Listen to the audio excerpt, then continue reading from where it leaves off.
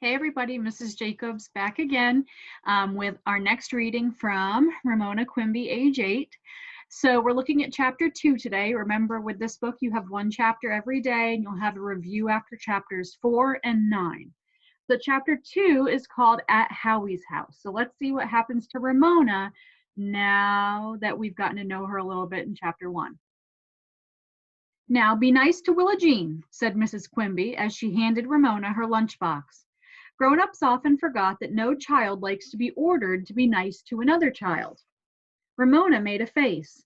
"Mother, do you have to say that every single morning?" she asked in exasperation. Deep down inside, where she hid her darkest secrets, Ramona sometimes longed to be horrid to Willa Jean. Okay, I'll try to remember," said Mrs. Quimby with a little laugh. "I know it isn't easy." She kissed Ramona and said, "Cheer up and run along or you'll miss your bus." Being a member of the Quimby family in the 3rd grade was harder than Ramona had expected. Her father was often tired, in a hurry, or studying on the dining room table, which meant no one could disturb him by watching television. At school, she was still not sure how she felt about Mrs. Whaley. Liking a teacher was important. Ramona had discovered when she was in the 1st grade. And even though her family understood, Ramona still dreaded that part of the day spent at Howie's house in the company of Mrs. Kemp and Willa Jean. Those were the bad parts of the 3rd grade. There were good parts, too. Ramona enjoyed riding the bus to school, and she enjoyed keeping Yard Ape from getting the best of her. Then another good part of the 3rd grade began the 2nd week of school.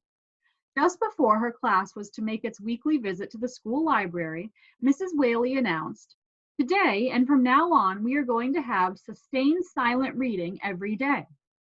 Ramona liked the sound of sustained silent reading, even though she was not sure what it meant, because it sounded important. Mrs. Whaley continued, "This means that every day after lunch, we are going to sit at our desks and read silently to ourselves any book we choose in the library." "Even mysteries?" someone asked. "Even mysteries," said Mrs. Whaley. "Do we have to give book reports on what we read?" asked one suspicious member of the class. "No book reports on your sustained silent reading books," Mrs. Whaley promised the class. Then she went on, "I don't think sustained silent reading sounds very interesting, so I think we will call it something else." Here she printed 4 big letters on the blackboard, and as she pointed, she read out DEAR.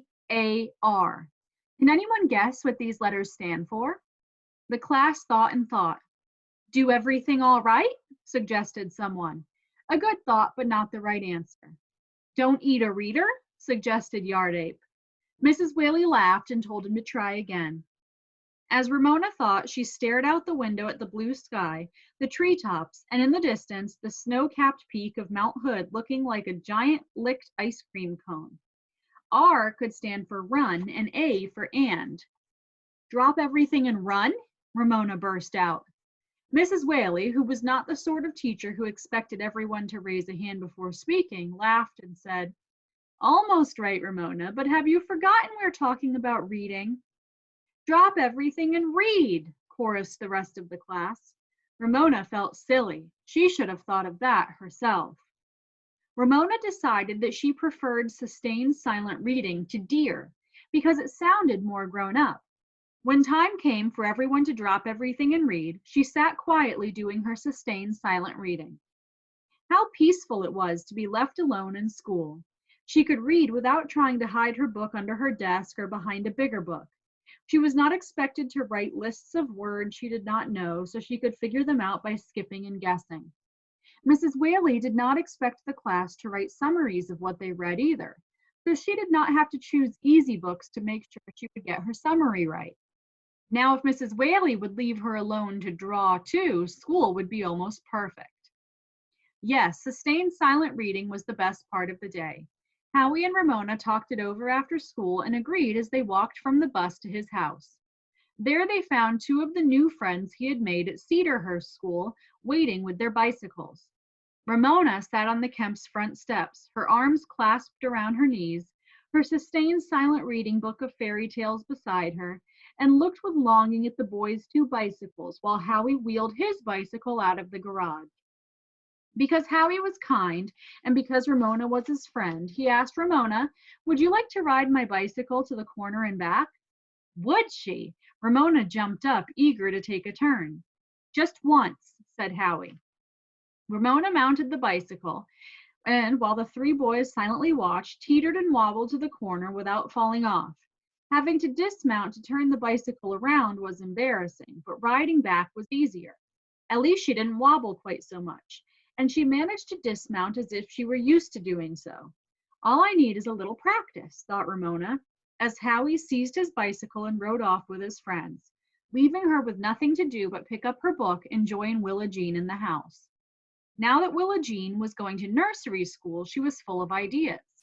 Dressing up was one of them. She met Ramona at the door with an old curtain wrapped around her shoulders. "Hurry up and have your snack," she ordered, while her grandmother sat watching television and crocheting. The snack turned out to be pineapple juice and rye crisp, a pleasant change for Ramona, even though Willa Jean stood impatiently beside her, watching every swallow until she had finished. "Now, I'll be the lady and you be the dog," directed Willa Jean. "But I don't want to be a dog," said Ramona. Willa Jean's grandmother looked up from her crocheting, reminding Ramona with a glance that Ramona's job in the Quimby family was to get along at the Kemps. Did she have to be a dog if Willa Jean wanted her to then? "You have to be the dog," said Willa Jean. "Why?" Ramona kept an eye on Mrs. Kemp as she wondered how far she dared go in resisting Willa Jean's orders. "Because I'm a beautiful rich lady and I say so," Willa Jean informed her. "I'm a bigger, beautiful, or richer lady," said Ramona, who felt neither beautiful nor rich, but certainly did not want to crawl around on her hands and knees barking. "We can't both be the lady," said Willa Jean, "and I said it first." Ramona could not argue the justice of this point. "What kind of dog am I supposed to be?" she asked to stall for time. She glanced wistfully at her book lying on the chair, the book she was supposed to read at school, but which she was enjoying so much she brought it home. While Willa Jean was thinking, Mrs. Kemp said, "Sweetheart, don't forget, Bruce is coming over to play in a few minutes." "Bruce who?" asked Ramona, hoping Willa Jean and Bruce would play together and leave her alone to read. "Bruce, who doesn't wee-wee in the sandbox," was Willa Jean's prompt answer. "Willa Jean!" Mrs. Kemp was shocked. "What a thing to say about your little friend." Ramona was not shocked. She understood that there must be a second Bruce at Willa Jean's nursery school, a Bruce who did wee-wee in the sandbox. As things turned out, Ramona was saved from being a dog by the arrival of a small boy whose mother let him out of the car and watched him reach the front door before she drove off. Willa Jean ran to let him in and introduced him as Ramona expected. "This is Bruce, who doesn't wee-wee in the sandbox." Bruce looked pleased with himself. Mrs. Kemp felt a need to apologize for her granddaughter. "Willa Jean doesn't mean what she says." "But I don't wee-wee in the sandbox," said Bruce. "I wee-wee in the—" "Never mind, Bruce," said Mrs. Kemp. "Now what are you three going to play?" Ramona was trapped. "Dress up," was Willa Jean's prompt answer. She dragged from the corner a carton piled with old clothes. Willa Jean shoved one of her father's old jackets at Bruce and handed him an old hat and her blue flippers. She unwound the curtain from her shoulders, draped it over her head, and tied it under her chin. Then she hung a piece of old sheet from her shoulders. Satisfied with herself, she handed a torn shirt to Ramona, who put it on only because Mrs. Kemp was watching. "There," said Willa Jean, satisfied. "I'll be Miss Mousie, the beautiful bride, and Bruce is the frog, and Ramona is Uncle Rat, and now we are going to have a wedding party." Ramona did not want to be Uncle Rat. "Mr. Frog, would a wooing go?" sang Willa Jean. Bruce joined in. Hmm. Apparently, this song was popular in nursery school. Ramona hummed too. "Say it," Willa Jean ordered Bruce. "Willa Jean, will you marry me?" sang Bruce. Willa Jean stamped her foot. "Not Willa Jean, Miss Mousie." Bruce started over. "Miss Mousie, will you marry me?" he sang. "Yes, if Uncle Rat will agree," sang Willa Jean. Hummed all three. The two nursery school children looked to Ramona for the next line. Since she did not remember the words used by Uncle Rat to give Mr. Frog permission to marry Miss Mousie, she said, "Sure, go ahead." "Okay," said Willa Jean. "Now we will have the wedding party." She seized Bruce and Ramona by the hand.